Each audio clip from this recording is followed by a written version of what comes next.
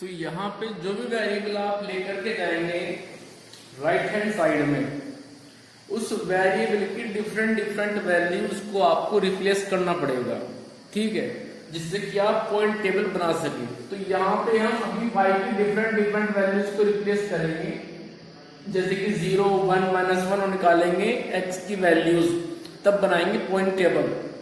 चलिए, so whenever y is 0 then x is 5 minus 0 means 5. Whenever y is 1, x is 5 minus 1 means 4. Whenever y is 2, then x is 5 minus 2 means 3. Whenever y is minus 1, then x is 5 minus 1, result is 6. So इस तरह से आप 3, 4 values को निकाल लेंगे और फिर बनाएंगे आप एक पॉइंट टेबल इस तरह से। इस पॉइंट टेबल पहले आप लिखेंगे x, फिर लिखेंगे आप y और फिर बनाएंगे आप उतने ही कॉलम जितनी वैल्यूज आपने निकाली हैं।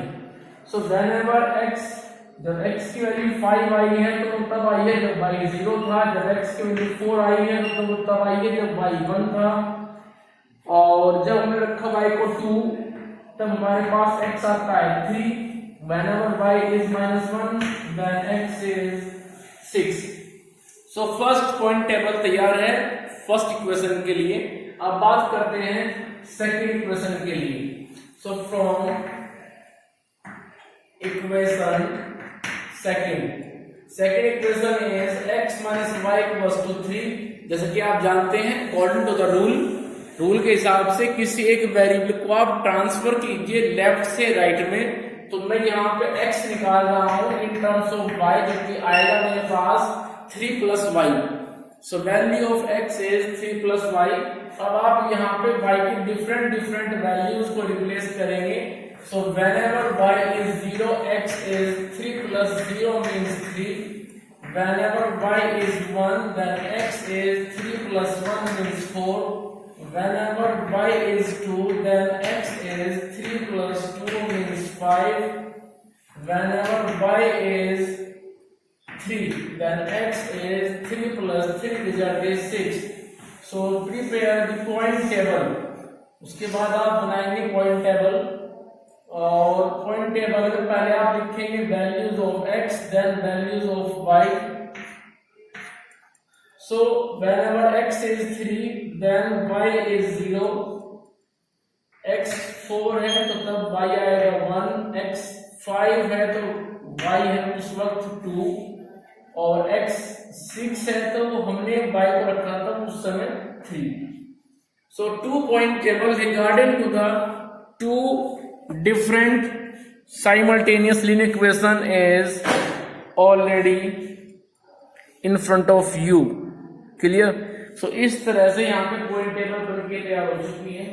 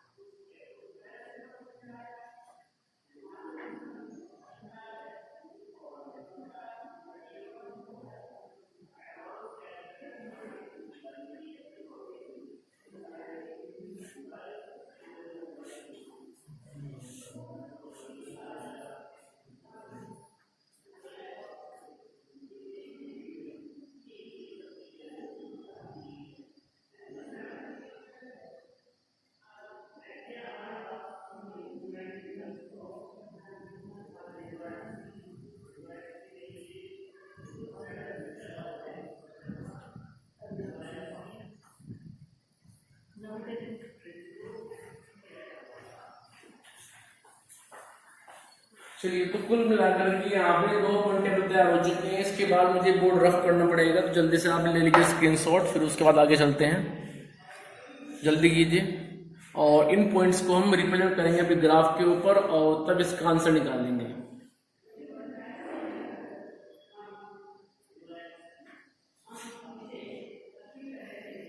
चलिए,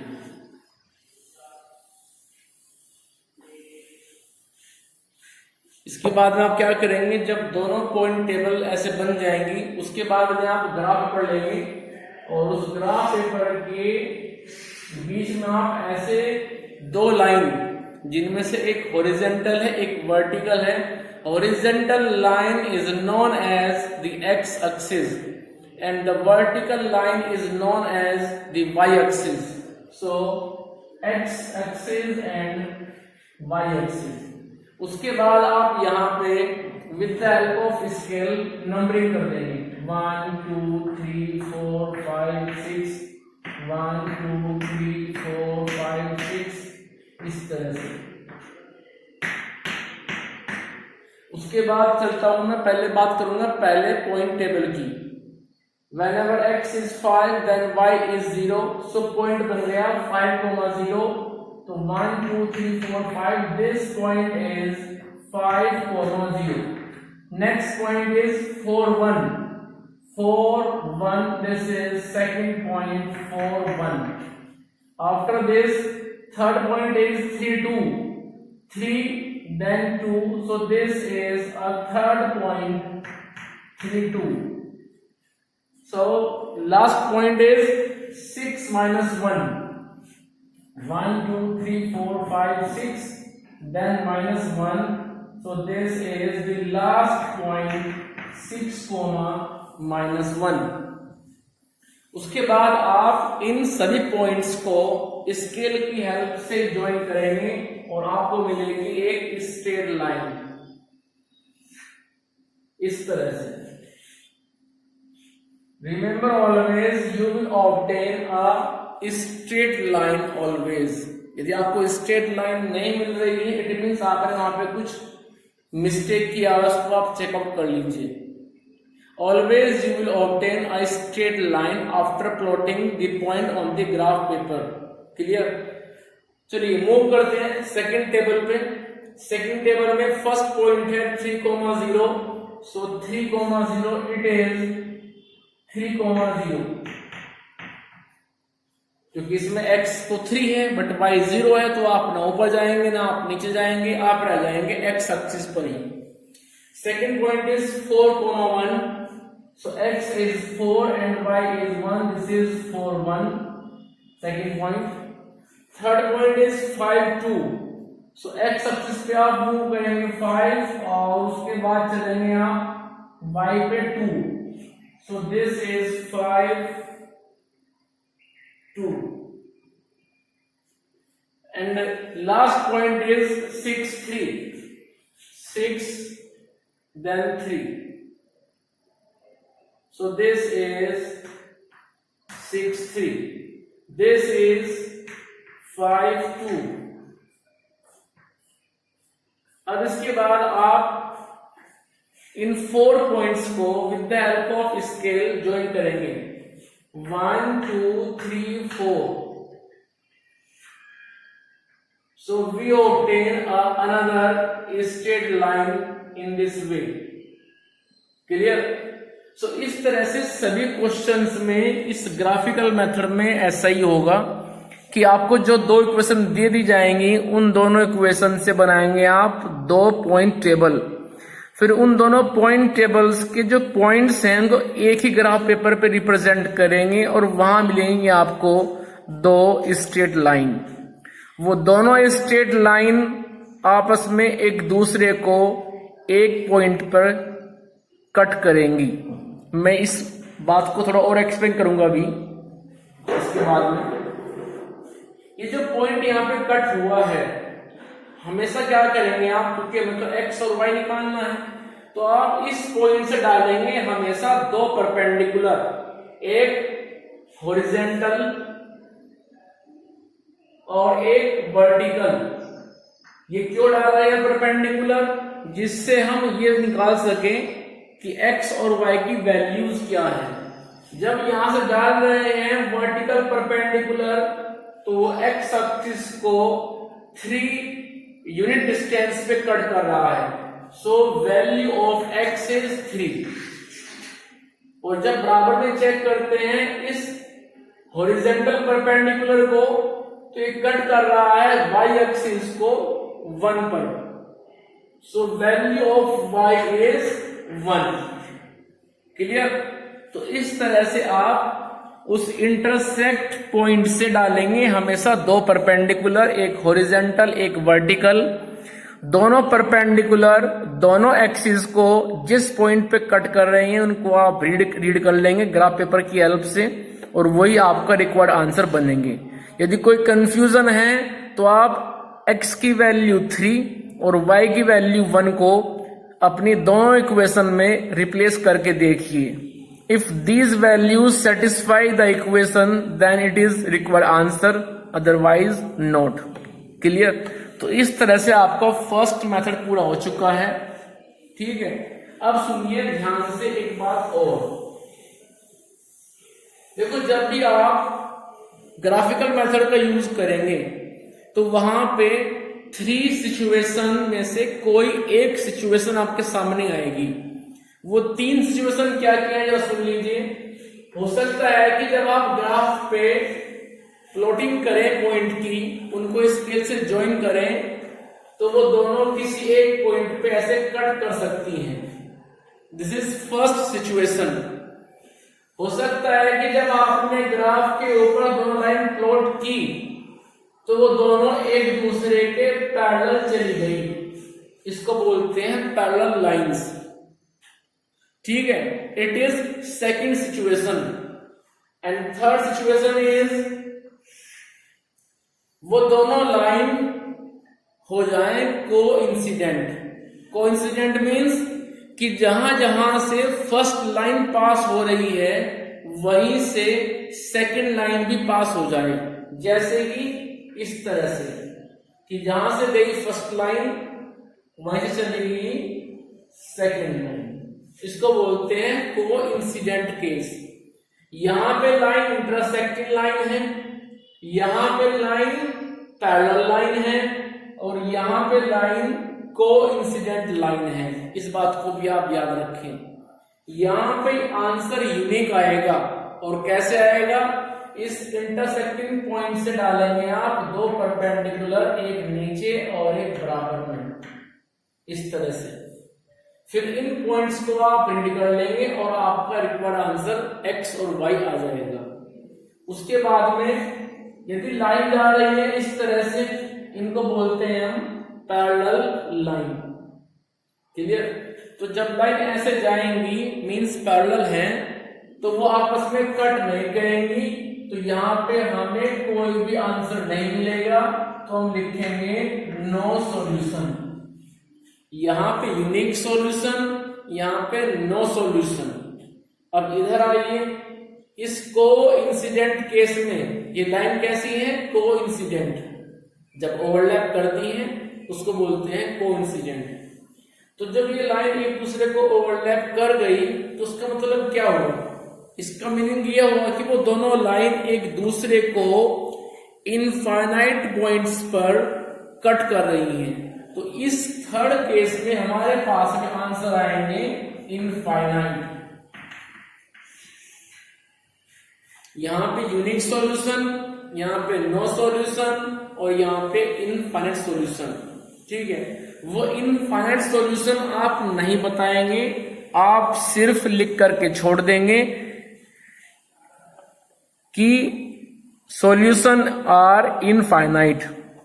ठीक है, तो इस तरह से जब आप किसी एक पेयर को ग्राफ पे रिप्रेजेंट करेंगे तो वहां पे इन तीनों केस में से कोई एक केस हो सकता है।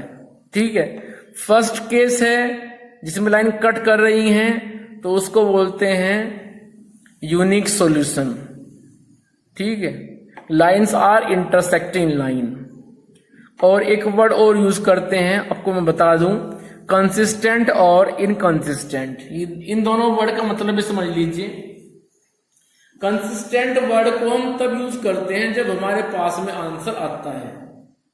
ठीक है, जब हमारा आंसर यूनिक आए या फिर हमारा आंसर आए इनफाइनाइट, तो हम वर्ड यूज करते हैं consistent. Clear?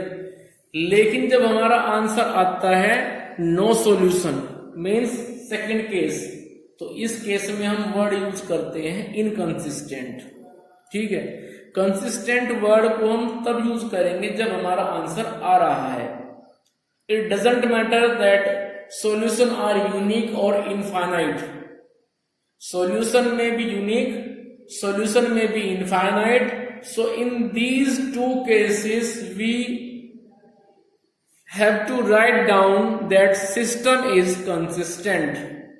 But whenever we talk about the second case in which lines are parallel line, means we have no solution, then in this case we have to write down that system is inconsistent. Clear? So इस तरह से आपका first method पूरा हो चुका है जो graphical method था। ठीक है, इसके बाद आता है सेकंड मेथड एलिमिनेशन।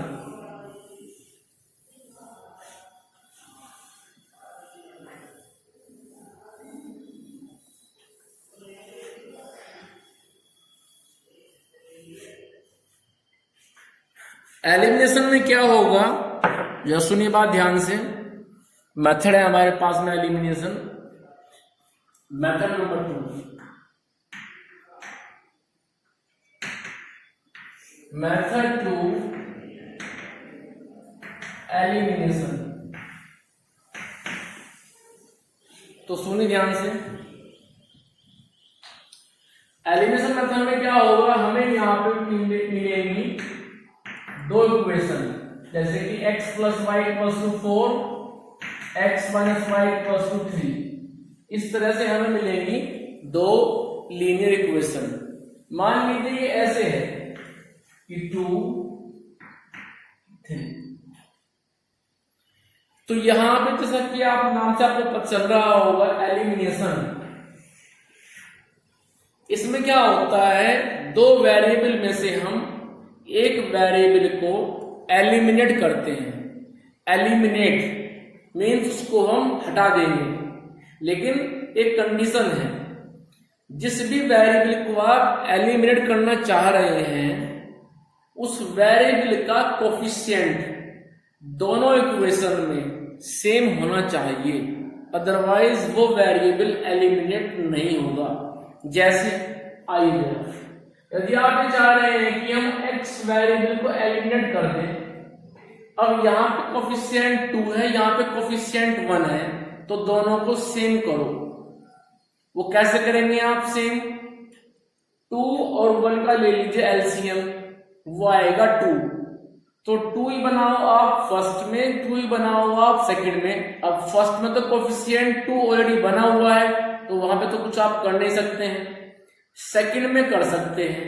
कैसे, वहां पे कोफिशिएंट 1 है और हमें क्या चाहिए, वहां पे 2 बनाना पड़ेगा क्योंकि हमें करना है x को एलिमिनेट। तो उसके लिए आप सेकंड इक्वेशन को 2 से मल्टीप्लाई कर देंगे, लेफ्ट में भी और राइट हैंड साइड में भी। Clear?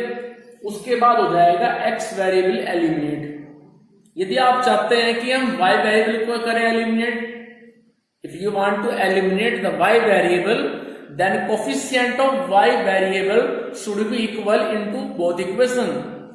So whenever we talk about the first equation, in first equation coefficient of y is 1 and second equation coefficient of y is 3. तो 3 1 का एलसीएम ले लीजिए, वो आएगा 3। तो 3 बनाएंगे आप फर्स्ट में, 3 बनाइए आप सेकंड में। अब सेकंड में तो वहां पे 3 ऑलरेडी बना हुआ है, उसको तो आप कुछ कर नहीं सकते हैं, तो फर्स्ट में कर देंगे हम। कैसे कि हम 3 से मल्टीप्लाई कर देंगे लेफ्ट में भी और राइट में भी। देखो किसी इक्वेशन में यदि आप मल्टीप्लाई करते हैं किसी वैल्यू से, 3 से 5 से, तो करना पड़ता है दोनों साइड में। ठीक है, क्योंकि वो इक्वेशन है, वहां पे इक्वल साइन है। ऐसा नहीं है कि मल्टीप्लाई केवल आप लेफ्ट में कर देंगे, राइट छोड़ देंगे, या फिर आप कर देंगे राइट में तो लेफ्ट छोड़ देंगे, ऐसा नहीं है। इक्वेशन का इक्वल टू जो होता है वो मेंटेन तभी हो पाता है जब आप किसी वेरिएबल से भी मल्टीप्लाई कर रहे हैं तो आप दोनों तरफ करें। चलिए मैं यहाँ पे वर्कआउट कर रहा हूं अभी 4x, मुझे करना है x को एलिमिनेट। एग्जाम में कोई एक वेरिएबल करेंगे आप एलिमिनेट करके, आप दोनों कर दें कि पहले x कर दे बाद में y कर दे, ऐसा नहीं है। या तो आप x करो एलिमिनेट या फिर y करो एलिमिनेट। मैं x कर रहा हूं एलिमिनेट, तो मुझे इसके लिए करना पड़ेगा सेकंड इक्वेशन को मल्टीप्लाई 2 से। मान लीजिए फर्स्ट है सेकंड है तो लिखना पड़ेगा उसके लिए multiplying equation second by 2। First रहेगा एज इट इज को लिख लीजिए पहले 2x + y = 4, this is first. जब सेकंड को मल्टीप्लाई करेंगे 3 से तो बनेगा 2 से करेंगे तो बनेगा 2x, उसके बाद बनेगा ये 6y और उधर बनेगा ये 6, दिस इज थर्ड। क्योंकि सेकंड तो हो चुका था तो सेकंड के बाद इसको हमने दिया थर्ड। अब इसके बाद जो वेरिएबल कोफिशिएंट आपने सेम किए हैं 2x उन दोनों का सेम साइन है। तो जब इन दोनों का सेम साइन है और हमें करना है एलिमिनेट, तो हमें नीचे वाली इक्वेशन के साइन चेंज करने पड़ेंगे। तो हम लिखेंगे माइनस प्लस माइनस, ठीक है। नीचे वाली इक्वेशन के आप सबके साइन चेंज कर देंगे, लेफ्ट में भी राइट में भी। ऐसा इसलिए किया है क्योंकि यदि साइन चेंज नहीं करेंगे तो x वेरिएबल एलिमिनेट नहीं होगा। क्योंकि इसके साइन सेम थे इसीलिए हमने साइन चेंज किए हैं। बाय द वे यहां पे होता -x तो यहां बनता फिर -2x, तो तब हम साइन चेंज नहीं करेंगे। क्लियर? साइन चेंज हम तभी करते हैं जब उस वेरिएबल के कोफिशिएंट सेम साइन के होते हैं, पॉजिटिव पॉजिटिव या फिर नेगेटिव नेगेटिव। चलिए तो मैंने साइन चेंज कर दिया। अब 2x को मिलता है -2x से कट जाएगा, y को मिलेगा +6y तो बनेगा 7y, और यहाँ पे -6 मिलेगा इस 4 को, 4 में ऐड होगा तो मेरे पास होगा फिर -2। So value of y is -2/7। अब y की वैल्यू तो आ चुकी है, x एलिमिनेट किया y मिल गया। हमें तो x भी चाहिए, दोनों वेरिएबल चाहिए हमें तो आप इस y की वैल्यू को किसी भी इक्वेशन में रिप्लेस कर देंगे y के प्लेस पे, ठीक है। या तो आप फर्स्ट में रख दीजिए y के प्लेस पे, सेकंड में रख दीजिए y के प्लेस पे, थर्ड में रख दीजिए y के प्लेस पे, आपकी चॉइस है आप कहां रखेंगे। लेकिन जहां रखेंगे लिखना पड़ेगा put the value of y into equation first. हमने y की वैल्यू को इक्वेशन फर्स्ट में पुट कर दिया। सो 2x + y = 4 ये हमारे पास फर्स्ट इक्वेशन थी। तो चलिए 2xy मेरे पास में है -2/7 और ये 4। सो 2x = 4 + 2/7। सो 2x = लीजिए जरा एलसीएम तो बनेगा 28 + 2 सो 30/7। सो x = 30/7 अपॉन में 2 आएगा, 2 से कटेगा 15 time. So value of y is 15/7। सो इस तरह से x की वैल्यू आ चुकी है 15/7, y की वैल्यू आ चुकी है -2/7। क्लियर? यदि आपको चेक करना है कि भी आंसर हमारे सही है गलत है तो आप x और y की वैल्यूज को यहाँ पे रख दीजिए, x y के प्लेस पे रख करके यदि आपको इधर मिलता है 4 इधर मिलता है 3 तो आप इसको बोल देंगे भाई ये हमारे रिक्वायर्ड आंसर हैं, और यदि ये सेटिस्फाई नहीं होते हैं तो ये आपके फिर रिक्वायर्ड आंसर नहीं होंगे। क्लियर? तो इस तरह से आप इनको करेंगे। 2 मेथड पूरे हो चुके हैं, थर्ड मेथड डिस्कस करेंगे हम नेक्स्ट वीडियो में। तो अभी आज के लिए इतना ही है। इन दोनों मेथड को आप लिखेंगे, क्वेश्चंस करेंगे और समझेंगे। If you have any doubt, any query regarding to the any method और any process, then you can frequently ask me on WhatsApp और बाय कॉल। क्लियर? सो अपना डाउट जरूर पूछें और अपना वर्क पूरा करते रहें, नोटबुक को मेंटेन करते रहें, उसको हम चेक करेंगे आफ्टर सम टाइम। क्लियर?